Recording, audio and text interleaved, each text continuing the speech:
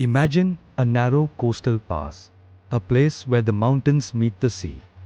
This isn't just any pass, it's Thermopylae, the hot gates, named for its sulfurous hot springs, and in the year 480 BC, this strip of land would become the stage for one of history's most legendary last stands. On one side, the colossal Persian Empire, led by the god king Xerxes, with an army so vast, it was said to drink rivers dry. On the other, a tiny, defiant force of Greeks, led by a king who was already a legend in his own time, Leonidas of Sparta. So, how did we get here? 10 years earlier, Xerxes' father Darius had tried to conquer Greece and failed spectacularly at the Battle of Marathon. The Athenians sent the Persians packing. Now, Xerxes was back, and this time he wasn't just seeking revenge.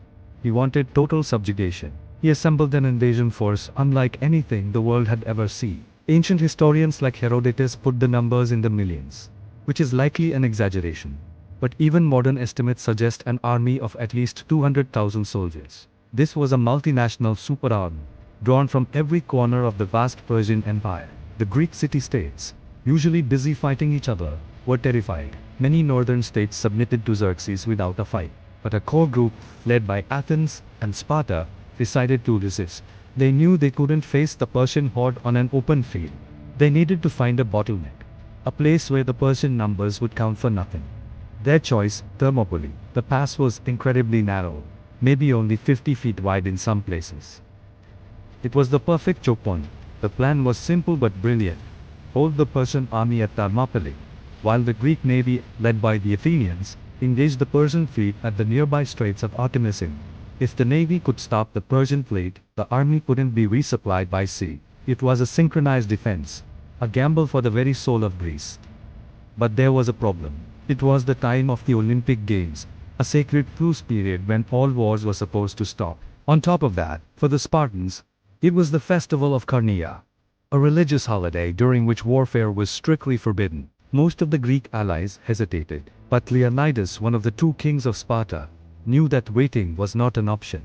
Defying tradition, he marched north. He couldn't take the full Spartan army, so he handpicked 300 of his best soldiers. These weren't just any soldiers, they were all from his royal bodyguard, the Hippies, and crucially, they all had sons to carry on their family lines. Leonidas knew this was likely a one-way trip. Along the way, other Greeks joined them, Thespians, Thebans and Phocians, swelling their numbers to around 7,000. It was still a tiny fraction of the Persian force, but they were determined. When they reached Thermopylae, they set to work, rebuilding an old wall, the Phocian wall, that blocked the narrowest part of the pass. They were preparing to make their stand. When Xerxes arrived, he was almost amused. He saw this tiny force blocking his path, and, according to Herodotus, he waited for 4 days, expecting them to see his massive army and simply run away in terror. He sent a messenger demanding they lay down their arms. Leonidas's reply has echoed through history, Molan Lab, which means, come and get them. The battle began on the 5th day. Xerxes sent in his first wave, the Medes and Scythians. The Greeks, with their long spears, heavy bronze shields, and superior armor, held the line. They formed a phalanx, an interlocking wall of shields and spears. The narrow pass meant the Persians couldn't use their superior numbers to flank them. They were forced into a meat grinder. The Greeks would feign retreat, drawing the Persians forward into the narrow pass, then turn and slaughter them. The first day was a disaster for Xerxes. The bodies piled up, and his elite troops were repulsed. On the second day, Xerxes sent in his best fighters, his personal bodyguards, the legendary Immortals. They were called the Immortals because their number was always kept at exactly 10,000. Any man who was killed or fell ill was immediately replaced. These were the best soldiers in the entire empire. But at Thermopylae, they proved to be very mortal. They too failed to break the Greek line.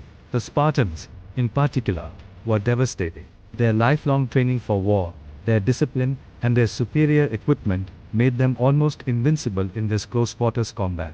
For 2 full days, the tiny Greek force held off the might of the Persian Empire. Xerxes, watching from his throne on a nearby hill, is said to have leaped to his feet in frustration and anger 3 times. His grand invasion was being stalled by a handful of men.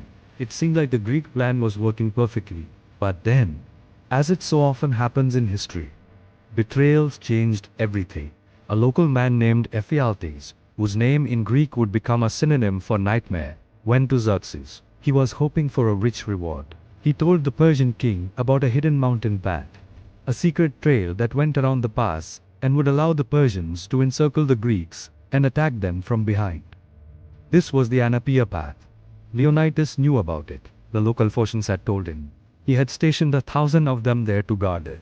But when the immortals, led by Ephialtes, came up the path under the cover of darkness, the Phocians were taken completely by surprise. Thinking the main attack was on them, they retreated to higher ground to make a stand, leaving the path undefended. The Persians simply bypassed them and continued down towards the rear of the Greek position. Scouts ran to Leonidas to warn him.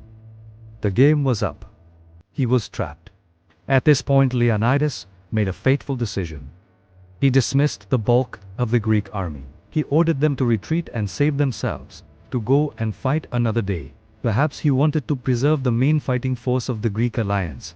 Or perhaps he knew that a panicked retreat would be a chaotic slaughter. But he and his 300 Spartans would stay. They were Spartans. Their law forbade retreat. They would stand, and they would die. They were not entirely alone. Around 700 Thespians, led by their general Thermopylae, refused to leave. They chose to stay and share the Spartans' fate. A sacrifice that is often overshadowed by the Spartan story, but is no less heroic. A contingent of 400 Thebans was also forced to stay, as Leonidas suspected them of being Persian sympathizers and held them as hostages. On the third and final day, knowing the end was near, the Greeks didn't wait behind their wall. They advanced into the wider part of the pass, determined to take as many Persians with them as they could. They fought with a fury born of desperation. Their spears shattered, so they fought with their short swords. When their swords broke, they fought with their hands and teeth. Leonidas fell in the thick of the fighting, and a vicious struggle erupted over his body. The Greeks drove the Persians back 4 times to recover their fallen king. Finally, surrounded on all sides, with Persian arrows blotting out the sun, as one Spartan had famously joked, the remaining Greeks retreated to a small hill behind the wall. Here, they made their last stand. The Thebans surrendered, but the Spartans and Thespians fought to the very last man. They were overwhelmed, buried under a hail of arrows, but they never broke. So, was it a defeat? In purely military terms, yes, the pass was taken. But in the grand scheme of things, Thermopylae was a monumental victory. The 3-day delay, though short, was crucial. It bought the Greek navy precious time to reposition and prepare. It showed the rest of Greece that the mighty Persians were not invincible. The story of Leonidas and his men became a rallying cry for freedom. It inspired the Greeks to unite and continue the fight. Just a month later, the Athenian-led navy, using the strategy devised at Thermopylae, lured the Persian fleet into the narrow straits of Salamis and won a decisive victory. This crippled the Persian invasion. Xerxes fled back to Asia, leaving a portion of his army behind, which was then decisively crushed the following year at the Battle of Plataea. The sacrifice at Thermopylae was not in vain. It was the spark that lit the fire of Greek resistance. The story of the 300 Spartans and the 700 Thespians who stood with them became a timeless symbol of courage against overwhelming odds, of sacrificing oneself for a greater cause, for freedom and for home. It reminds us that, sometimes, holding the line, even when you know you cannot win, can change the course of history. Thanks for watching. If you found this story as epic as I do, make sure to hit that like button and subscribe for more tales from history. See you next time.